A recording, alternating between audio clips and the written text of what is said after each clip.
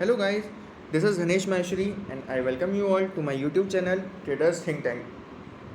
जैसा कि वीकेंड चल रहा है, मार्केट बंद है। मैं अपना निफ्टी और सेंसेक्स पे अपना व्यू पहले ही बता चुका था आपको, कुछ एक स्टॉक भी आपको बताए थे। तो आज मैं आपको स्टॉक मार्केट के बेसिक्स के बारे में बताऊंगा कि क्यों निफ्टी बढ़ती है, क्यों निफ्टी गिरती है, क्यों अचानक कभी कोई स्टॉक बढ़ता है कोई गिरता है। इन सब के पीछे बहुत सारे फैक्टर्स होते हैं। तो कुछ एक फैक्टर्स मैं आपको बताने जा रहा हूँ, एक एक करके मैं सारे फैक्टर्स आपको समझाऊंगा, बताऊंगा कि कैसे आप देख सकते हैं, कैसे अपनी रिसर्च खुद कर सकते हैं मार्केट के बारे में। तो चलिए आज जानते हैं और समझते हैं कि एक फैक्टर के बारे में। कुछ एक फैक्टर्स, की factors for deciding market direction. First, domestic cues. Domestic cues sir जैसे कि नाम से ही डिसाइड हो रहा है, नाम से ही पता चल रहा है कि डोमेस्टिक स्टोरी। हमारी डोमेस्टिक स्टोरी क्या है, जैसे कि क्वार्टर, ये अक्टूबर का मंथ चल रहा है, इस मंथ में जुलाई टू सितंबर क्वार्टर के रिजल्ट सारी कंपनियां पोस्ट करती हैं। अक्टूबर टू नवंबर मंथ में सारी कंपनियां अपने जुलाई टू सितंबर क्वार्टर्स के रिजल्ट पोस्ट करेंगी। तो कैसे परफॉर्म कर रही है कोई भी कंपनी, मार्केट की एक्सपेक्टेशंस क्या हैं उनसे। गाइस एक चीज़ हमेशा ध्यान रखिएगा, ज़रूरी नहीं है कि कोई कंपनी प्रॉफिट पोस्ट करे, बहुत रिकॉर्ड प्रॉफिट पोस्ट करे और तब भी बढ़े। हो सकता है वो तब गिरे स्टॉक, क्योंकि वहाँ हो सकता है मार्केट की एक्सपेक्टेशन उससे ज़्यादा हो और वो मार्केट की एक्सपेक्टेशन को बीट ना कर पाया हो, या फिर उसका एंटिसिपेशन किया था। जैसे कि मैं बात करूँगा TCS की। TCS रिजल्ट से पहले बढ़ा था, कंटिन्यूसली बढ़ रहा था, ऑलमोस्ट 4000 तक गया।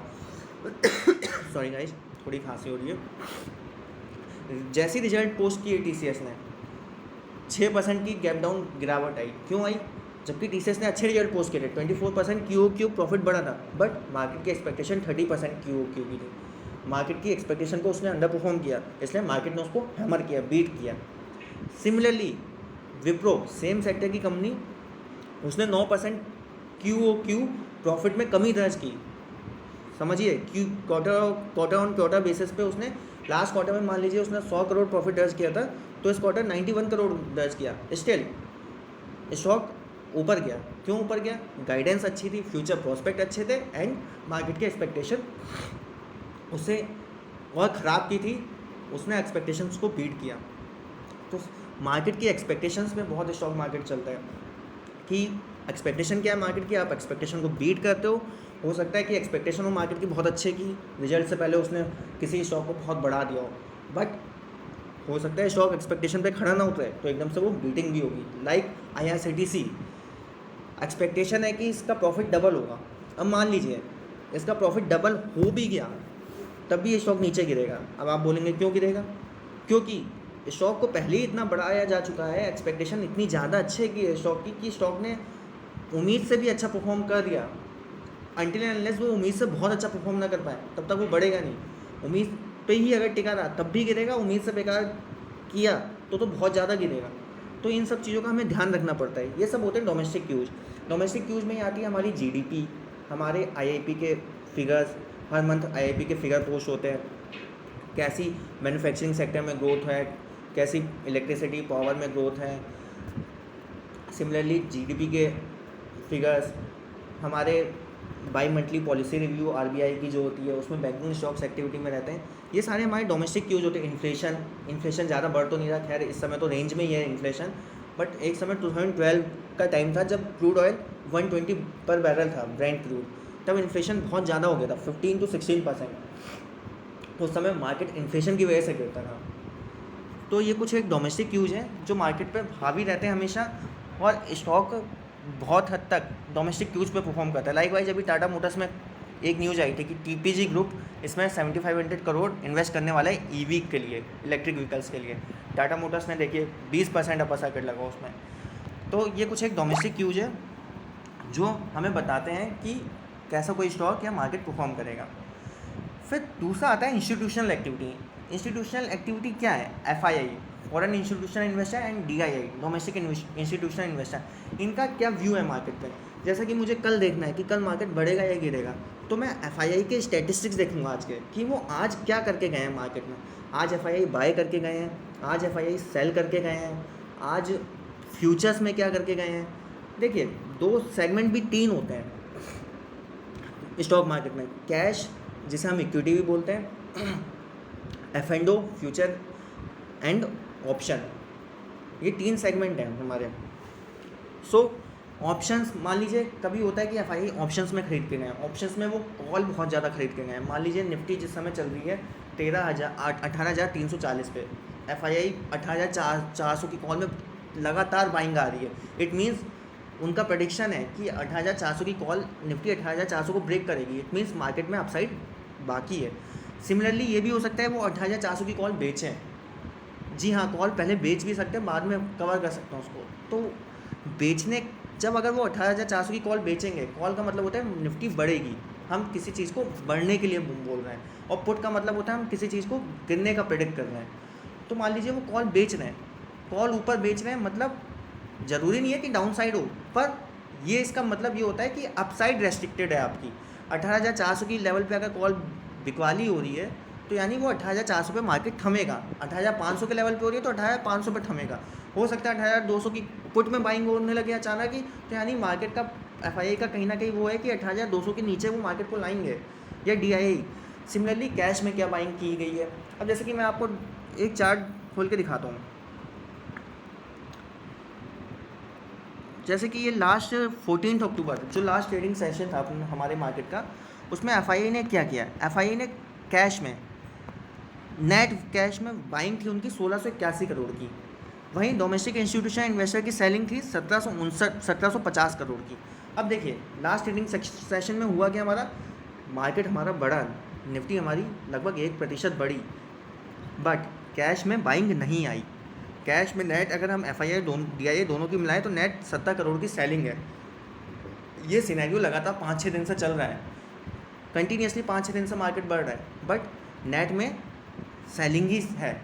अब ये बढ़त आ कहाँ से रही है, ये बढ़त आ रही है रिटेल इन्वेस्टर, रिटेल जो बाय कर रहा है। रिटेल कौन है, हम लोग, हम छोटे छोटे इन्वेस्टर। बट माइंड एक बात का ध्यान रखिएगा, हम लोग कभी भी मार्केट को डिसाइड नहीं कर सकते, हम लोग सिर्फ चीज़ों के पीछे भागते हैं, जो बढ़ रहा है हम उसको खरीदते रहते हैं। कभी भी डायरेक्शन डिसाइड मत कीजिएगा कि रिटेल इन्वेस्टर क्या कर रहा है, डायरेक्शन हमेशा एफआईआई और डीआईआई ही डिसाइड करते हैं। सो नेट सेलिंग आ रही है लास्ट के 6 दिनों से, स्टिल मार्केट बढ़ रहा है। तो मेरा कहने का मतलब बस ये है कि मार्केट में कॉशियस होने का समय है। किसी भी वक्त अगर गिरावट आई और इन दोनों की नेट सेलिंग ज़्यादा भी नहीं हुई तो हो सकता है बहुत बड़ी गिरावट तब भी आ जाए। तो ये ध्यान रखिए कि मार्केट बढ़ रहा है, बहुत अच्छी बात है, कंटिन्यूसली बढ़ रहा है, बट बिल्कुल हमें चेज़ नहीं करना ब्लाइंडली मार्केट को, हमें कॉशियस अप्रोच रखनी है बिल्कुल ही। तो हमें स्टॉक स्पेसिफिक रहना है, जो कंपनी अच्छा परफॉर्म कर रही है हमें वो स्टॉक पिक करना है, जिसमें ब्रेकआउट है वो पिक करना है। ज़रूरी नहीं हम पूरे इंडेक्स में बाय करें या सारे स्टॉक के पीछे बढ़ जाए, आईआरसीटीसी बढ़ रहा है तो बढ़ते ही रहेगा वो, नहीं, ऐसा नहीं है। हो सकता है कि उसमें डीप करेक्शन भी आ जाए, तो कॉशियस रहना है। कॉशियस अप्रोच के साथ आप ट्रेड लीजिए, अच्छे स्टॉक पिक कीजिए, उनको नीचे पे खरीदिए। ऐसी सिमिलरली एफआईआई ने फ्यूचर में क्या किया। अब देखिए एक चीज़ मैं बताना चाह रहा हूँ कि कैश का जो होता है, कैश में बाइंग और सेलिंग, वो थोड़ा सा मीडियम टर्म डिसाइड करता है। मतलब जो आज जैसे कैश में बाइंग सेलिंग हो रही है, कल जो हो रही है वो लगभग 10 दिन बाद हमारे सामने आती है, बट फ्यूचर में जो बाइंग और सेलिंग होती है वो हमारे नेक्स्ट डे सामने आती है। ये बहुत ज़्यादा प्रोबेबिलिटी है। तो देखिए जैसे कि एफआईआई ने क्या किया फ्यूचर्स में, 14 अक्टूबर को मैं देखता हूँ। फ्यूचर्स भी कई टाइप के होते हैं, stock option, stock future, index option, index futures. तो देखिए एफआईआई ने ये इंडेक्स ऑप्शंस वो खरीद के गए हैं 22,951 का। अब निफ्टी बढ़ रही है, इंडेक्स ऑप्शन वो खरीद के गए हैं, इंडेक्स फ्यूचर भी वो खरीद के गए हैं 14,274 करोड़ का। इट मीन्स वो कहीं ना कहीं ऊपर की कॉल ही खरीद के गए हैं, कहीं ना कहीं कॉल खरीद के गए हैं, तो यानी अपसाइड मोमेंटम अभी भी बरकरार है। सिमिलरली उन्होंने हैजिंग की है। देखिए हैजिंग क्या होता है कि एक तरफ हम बाइंग की पोजीशन बनाएं तो नीचे हल्की सी सेलिंग की पोजीशन बनाते हैं ताकि हमारा लॉस कम हो, अगर मार्केट कोई रिवर्स डायरेक्शन ले ले तो लॉस कम हो। उन्होंने हैज किया है स्टॉक्स के साथ, स्टॉक फ्यूचर बेचे उन्होंने 7,261 करोड़ के। तो हमें ऐसे मार्केट में क्या करना है कि हो सकता है कुछ एक स्टॉक डिप करें, नीचे आए, बट मार्केट जैसे ही डिप करे हमें ख़रीदना है जब तक कि मार्केट एक लेवल को नहीं तोड़ता है या मार्केट थमता नहीं ऊपर। जहाँ पे ऊपर रुकने लगे मार्केट वहाँ पे हमें फिर रुकना है। ये मैं आपको पहले वीडियो में ही बोल चुका हूँ कि मार्केट कभी भी एक साथ बढ़ता है तो ज़रूरी नहीं है एक साथ गिरे, वो रुकेगा पहले तब गिरेगा। तो अभी भी बाइंग की पोजीशन स्ट्रॉन्ग है एफआईआई की, इंडेक्स फ्यूचर्स बाय करके गए हैं, इंडेक्स ऑप्शंस में बाय करके गए हैं, तो कोई दिक्कत नहीं है, मार्केट को बढ़ना ही चाहिए आगे। कल परसों के लिए भी मार्केट की बुलिश मोमेंटम कंटिन्यू रहना चाहिए, बाकी मैं आपको बताऊंगा कि विदेशी मार्केट, फॉरेन मार्केट्स ने क्या किया है, उससे भी बहुत इफेक्ट पड़ता है। तो ये था इंस्टीट्यूशनल एक्टिविटी। हमें ऐसी रोज़ इंस्टीट्यूशनल एक्टिविटी देखनी चाहिए अगले दिन के ट्रेड को प्लान करने के लिए कि एफआईआई ने क्या किया है, एफ एंड ओ में, कैश में उन्होंने क्या किया है, उनकी एक्टिविटी क्या चल रही है, उनका प्रोस्पेक्ट क्या है। देखिए, ये बाइंग और सेलिंग एफआईआई की हमारी आगे के प्रोस्पेक्ट को दिखाती है कि उनका प्रोस्पेक्ट क्या है, कि वो क्या विजन है उनका, कैसे वो देख रहे हैं मार्केट को। चलिए आते हैं तीसरे पॉइंट पे। हमारा तीसरा पॉइंट था टेक्निकल चार्ट्स। गाइस, ये मोस्ट इम्पॉर्टेंट, सबसे इम्पॉर्टेंट पार्ट टेक्निकल चार्ट्स ही है। मार्केट पूरा चार्ट पे डिपेंड करता है। देखिए, मार्केट में कभी भी ब्रेकआउट आता है, वो किसी भी न्यूज़ पे आ सकता है, पर ब्रेकआउट के बाद मार्केट को कितना बढ़ना है, कितना गिरना है, वो हमेशा चार्ट पे डिपेंड करता है। देखिए, याद होगा निफ्टी 17,900 पे पहले गया था, फिर रुका था, फिर गया, फिर नीचे आया, फिर गया, 17,900 को तोड़ा उसने, ऊपर निकला। अब ऊपर निकलते ही अनचार्टेड टेरिटरी का मतलब कि उसके कहीं चार्ट ही नहीं है, ऑल टाइम हाई पे है वो निकलता ही जा रहा है, ऊपर ही जाता जा रहा है। वो अपना रेजिस्टेंस अब खुद बनाएगा, वो कहाँ बनाएगा किसी को कुछ नहीं पता। हो सकता है वो 20,000 भी चला जाए यहाँ से। सीरियसली मत लेना बात को, मैं जस्ट एग्जांपल दे रहा हूँ कि हो सकता है निफ्टी 20,000 भी चला जाए, क्योंकि उसका कोई रेजिस्टेंस नहीं है, वो अपने आप रेजिस्टेंस बनाएगा। हो सकता है कोई बीच में कोई बुरी खबर आ जाए, या किसी कंपनी के नतीजे, किसी हैवीवेट कंपनी के नतीजे अच्छे ना आए, तब मार्केट हो सकता है स्लाइड करे, प्रॉफिट बुकिंग आए थोड़ी, तो वो एक रेजिस्टेंस बनेगा। बट अभी के लिए मार्केट का कोई रेजिस्टेंस नहीं है। तो ये टेक्निकल चार्ट्स मोस्ट इंपॉर्टेंट है। इस पर मैं एक वीडियो, अगला वीडियो जो होगा मेरा टेक्निकल चार्ट्स पे ही होगा। कुछ एक मैं पैटर्न समझाऊंगा आपको, और मैं कोशिश करूंगा कि एक साथ में सारे पैटर्न ना समझाऊं, धीरे धीरे करके एक एक वीडियो में एक एक पैटर्न समझाऊं, उनको एग्जांपल के साथ समझाऊंगा कि कौन से स्टॉक में वो पैटर्न परफॉर्म हुआ, निफ्टी में हुआ पैटर्न परफॉर्म हुआ, या कौन से स्टॉक में हुआ, ताकि आपको अच्छी तरह समझ आए। नेक्स्ट है guys Dow futures, very important. Dow futures क्या कर रहे हैं? देखिए, यूएस हम जानते हैं सबसे बड़ी इकनॉमी है ना। यूएस इकनॉमी और यूएस मार्केट क्या कर रहे हैं, उसका इम्पैक्ट बहुत ज़्यादा पड़ता है इंडियन मार्केट्स पे या किसी भी मार्केट पे। दूसरी चीज़, अभी मैं कमोडिटी मार्केट के बारे में नहीं बता रहा हूँ। कमोडिटी मार्केट तो पूरा ही यूएस मार्केट से चलता है, यूएस का ही 80% वेटेज है कमोडिटी मार्केट में चलाने में। सो यूएस मार्केट, हम डाउ फ्यूचर्स रोज़ देखें कि डाउ जोन्स ने क्या किया, ओवरनाइट डाउ जोन्स क्या किया। हमारा मार्केट खुलता है सुबह 9:15 पे, 3:30 पे बंद होता है। डाउ जोन्स खुलता है 7:30 पे, रात को 1:30-2 बजे बंद होता है, 1:30-2 बजे तक वो चलता है। तो रात को सुबह उठने से पहले, मार्केट में ट्रेड लेने से पहले डाउ जोन्स को देखिए। जैसे कि मैं देख सकता हूँ, मैं डाउ जोन्स देखता हूँ कि फ्राइडे को हमारा मार्केट तो बंद था, बट डाउ जोन्स खुला था, वहाँ पे हॉलीडे नहीं था।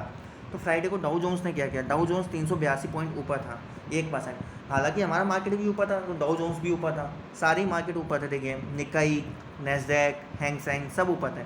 तो मार्केट में यानी डाउ की वजह से कोई नेगेटिव मूवमेंट नहीं आएगा। हालांकि पॉजिटिव मूवमेंट का मतलब ये नहीं कि डाउ जोन्स बढ़ा है तो निफ्टी भी बढ़ के ही खुले, निफ्टी पहले ही बढ़ के खुल चुकी थी उस दिन, बट उसके चक्कर में कोई नेगेटिव मूवमेंट नहीं आएगा निफ्टी में, ये हम कह सकते हैं। निफ्टी में नेगेटिव मूवमेंट अगर आए तो वो अपने डोमेस्टिक यूज़ की वजह से ही आएगा, अपनी प्रॉफिट बुकिंग की वजह से ही आएगा, अपने मार्केट की वजह से ही आएगा। डाउ जोन्स कुछ इफेक्ट नहीं करेगा उसमें। एशियन मार्केट्स भी सारे बड़े हुए हैं, बल्कि हम 18 को अगर मार्केट जब खुलता है तो हम सुबह एक बार एशियन मार्केट्स भी देखें कि एशियन मार्केट्स क्या परफॉर्म कर रहे हैं। एशियन मार्केट्स में हमारे निकाई आता है, हैंग सेंग आता है, कॉस्पी आता है, कॉस्पी कोरिया का मार्केट है, निकाई जापान का मार्केट है, हैंग सेंग हांगकॉन्ग का मार्केट है। ये सारे मार्केट हम देख सकते हैं। देन गाइस, नेक्स्ट आता है एशियन मार्केट्स, मैं बात कर चुका हूँ already. Then SGX Nifty, SGX Nifty है सिंगापुर निफ्टी। जैसे एशियन मार्केट्स परफॉर्म करते हैं वैसे ही SGX निफ्टी भी परफॉर्म करती है, अप डाउन हो सकती है। SGX निफ्टी सुबह 7 बजे खुल जाती है और SGX निफ्टी में ट्रेड होता है। जैसे कि हमारी निफ्टी है, हमारी निफ्टी SGX निफ्टी को ही कॉपी करके खुलती है। तो SGX निफ्टी भी आप एक बार देख सकते हैं कि SGX निफ्टी क्या चल रही है, सिंगापुर निफ्टी इसको कहते हैं। तो गाइज़, ये कुछ एक फैक्टर्स है जो मार्केट की मूवमेंट को डिसाइड करते हैं, अपसाइड डाउनसाइड को डिसाइड करते हैं। डोमेस्टिक यूज, इंस्टीट्यूशनल एक्टिविटी, मैंने आपको बताया कि कैसे FII की डेटा देखना चाहिए, रोज़ हम देख सकते हैं। आप अपनी रिसर्च खुद कर सकते हैं इससे।